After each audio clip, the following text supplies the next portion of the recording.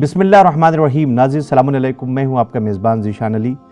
ہماری اس پیشکش میں آپ سب کا استقبال ہے۔ ناظرین، یہ ماہ صیام، ماہ مبارک رمضان جو عظمت، برکت، رحمت کے ساتھ ہمارے درمیان ہے، اور اس میں قرآن کی بہار کا مہینہ ہے یہ، جس میں ہم قرآن مجید کی کثرت سے تلاوت کرتے ہیں۔ تو کیا صرف قرآن مجید تلاوت ہی کرنا چاہیے، پڑھنا ہی چاہیے؟ نہیں، بلکہ قرآن مجید کو سمجھ کر پڑھنا چاہیے۔ یہی ہمارا آج کا موضوع ہے۔ تو پروردگار عالم نے انسان کی ہدایت کے واسطے قرآن مجید کو ماہ صیام، ماہ مبارک رمضان میں نازل کیا۔ اللہ کی تمام نعمتوں میں یہ بہت بڑی نعمت ہے۔ قرآن مجید وہ انمول تحفہ ہے جس کے ذریعے انسان نہ صرف اپنے پالنے والے کی معرفت حاصل کرتا ہے، بلکہ اپنے اس دنیا میں آنے کے اصل مقصد کو بھی پہچان سکتا ہے۔ یہ وہ جان سکتا ہے کہ اس کے لیے کامیابی اور نجات کا راستہ کیا ہے، اور کس طرح کی طرز زندگی کو چن کر اس کی آخرت خراب ہو سکتی ہے۔ اللہ رب العزت نے قرآن مجید کو ہدایت کی کتاب بتاتے ہوئے فرمایا، سورہ بقرہ کی آیت نمبر 185 ملاحظہ ہو کہ ماہ رمضان وہ مہینہ ہے جس میں قرآن نازل کیا گیا، جو لوگوں کے لیے ہدایت ہے، اور اس میں ہدایت اور حق و باطل کے امتیاز کی واضح نشانیاں موجود ہیں۔ ہدایت اور گمراہی، حق اور باطل کو اس کتاب نے واضح کر دیا ہے۔ دوسری جگہ اللہ رب العزت نے اسے اپنی نصیحت، لوگوں کے دلوں کی بیماریوں کی شفا اور مومنوں کے لیے رحمت بتایا، جیسا کہ ارشاد بھی ہو رہا ہے سورہ یونس کی آیت نمبر 57 ملاحظہ ہو کہ ایھا الناس، تمہارے پاس پروردگار کی طرف سے نصیحت اور دلوں کی شفا کا سامان اور ہدایت اور صاحبان ایمان کے لیے رحمت قرآن آ چکا ہے۔ یہ وہ کتاب ہے جو سارے انسانوں کے لیے اپنے رب کی طرف سے نصیحت اور رحمت ہے۔ بس جو لوگ اس کی نصیحت کو مان کر اس پر ایمان لاتے ہیں اور اس کی باتوں پر عمل کرتے ہیں، وہ ان کی روحانی بیماریوں جیسے شرک، دنیا پرستی، تکبر، گھمنڈ، جلن، حسد، کنجوسی وغیرہ کے لیے شفا اور رحمت ثابت ہوتا ہے۔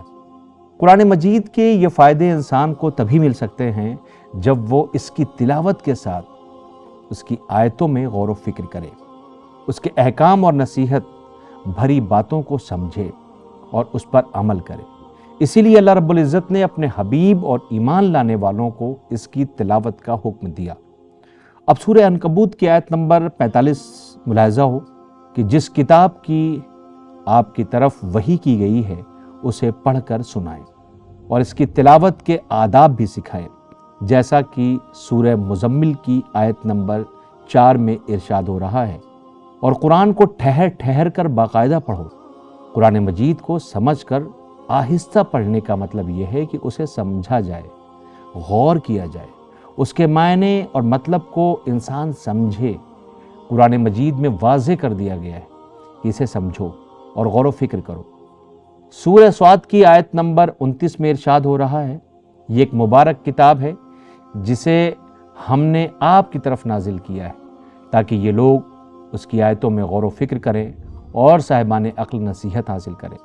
اس آیت کے ذریعے سمجھ میں آتا ہے کہ قرآن مجید کی آیتوں کو ٹھہر ٹھہر کر پڑھنا چاہیے، اور اس میں غور کرنا ہی اس کے نازل کرنے کا مقصد ہے۔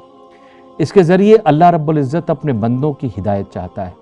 ہر صاحبان ایمان کے لیے ضروری ہے کہ آیتوں میں غور کرے، جبکہ اکثر لوگ اسے پڑھتے ہیں لیکن اس کے معنی اور مفہوم سے لا علم رہتے ہیں۔ لوگ سمجھتے ہیں کہ ان میں غور کرنا، معنی تفسیر کو سمجھنا عالموں کا کام ہے، صرف اس کی تلاوت کرنے سے ہی مقصد پورا ہو جائے گا۔ ماہ صیام، ماہ مبارک رمضان میں ایک دن میں کئی پارے ختم کیے جائیں تو اس کا اجر حاصل ہو جائے گا۔ یہ سمجھنا چاہیے کہ ہم پڑھ رہے ہیں، اسے سمجھ نہیں رہے۔ ایسی تلاوت کا ہمیں کیا فائدہ حاصل ہو رہا ہے؟ فائدہ ہمیں اس وقت حاصل ہوگا جب ہم اللہ کے کلام کو سمجھیں گے کہ وہ ہم سے کیا کہہ رہا ہے، ہم سے کیا چاہتا ہے، اور پھر اس کے مطابق اس کی ہدایت پر عمل کریں گے، تب ہماری اصل رہنمائی ہوگی۔ جیسا کہ سورہ نساء کی آیت نمبر 82 میں ارشاد بھی ہو رہا ہے، کیا یہ لوگ قرآن میں غور و فکر نہیں کرتے ہیں کہ اگر وہ غیر خدا کی طرف سے ہوتا تو اس میں بڑا اختلاف ہوتا۔ ہمارے ذہنوں میں ایک بات بیٹھی ہوئی ہے کہ ہم قرآن مجید کو سمجھ نہیں سکتے، اسے تو بس صاحبان فہم ہی سمجھ سکتے ہیں، عام لوگوں کی عقل اسے نہیں سمجھ سکتی۔ اسی لیے اسے سمجھنے کے بجائے تلاوت کر کے ثواب اور برکت کے لیے اس کی آیتوں کو پڑھتے جاتے ہیں۔ بے شک قرآن مجید کی تلاوت کا ثواب اور برکت تو ملے گی، لیکن اس سے کیا قرآن کا ہمارے بیچ آنے کا مقصد پورا ہو جائے گا؟ کوئی بھی کتاب یا ادب جس کے اندر کچھ نصیحتیں ہوں، جن کو سمجھے بغیر پڑھنا اس کتاب کے لکھے جانے کے مقصد کو پورا نہیں کرتا۔ جس کتاب کو اللہ نے لوگوں کی ہدایت اور نصیحت حاصل کرنے کے لیے بھیجا ہو، وہ بھلا اتنی مشکل کیسے ہو سکتی ہے کہ لوگ اسے سمجھ ہی نہ سکیں؟ اس سوال کا جواب اسی قرآن مجید میں ملتا ہے کہ اس میں دنیا میں پائی جانے والی اللہ کی نشانیوں کو سامنے رکھ کر اس کے ہونے اور اس کے ایک ہونے کی دلیلوں کے ثبوت موجود ہیں۔ دنیا کی خلقت، نبوت اور رسالت کی تصدیق، ان کے آنے کا مقصد، آخری رسول صلی اللہ علیہ وآلہ وسلم کی رسالت کی دلیل، دنیا کے گھاٹے اور آخرت کی ابدی زندگی کی باتیں ہیں۔ انسان کی زندگی کے مقصد کو بتایا گیا ہے اور اچھے اخلاق کی تعلیم دی گئی، برائیوں سے بچنے کی نصیحت کی گئی، اچھے کاموں کا شوق دلایا گیا ہے اور ان کے بارے میں خوشخبری دی گئی ہے، برے کاموں سے بچنے کا حکم دیا گیا ہے اور ان سے ڈرایا گیا ہے۔ قرآن مجید نے سچے واقعات بیان کیے ہیں جس سے انسان نصیحت حاصل کرے، دینی احکام بیان کیے جو انسانی زندگی سے جڑے ہوئے ہیں۔ بھلا اس میں کوئی ایسی چیز ہے جو ایک باشعور انسان کو سمجھ میں نہ آئے؟ اللہ نے خود ارشاد فرمایا، سورہ قمر آیت نمبر 17 ملاحظہ ہو کہ اور ہم نے قرآن کو نصیحت کے لیے آسان کر دیا ہے، تو کیا کوئی ہے نصیحت حاصل کرنے والا؟ اس آیت کے ذریعے اللہ رب العزت نے بتا دیا کہ قرآن مجید کو آسان کر کے لوگوں کی ہدایت کے لیے نازل کیا گیا ہے۔ ہر خاص و عام انسان اس کی رحمتوں برکتوں سے نصیحت حاصل کر سکتا ہے۔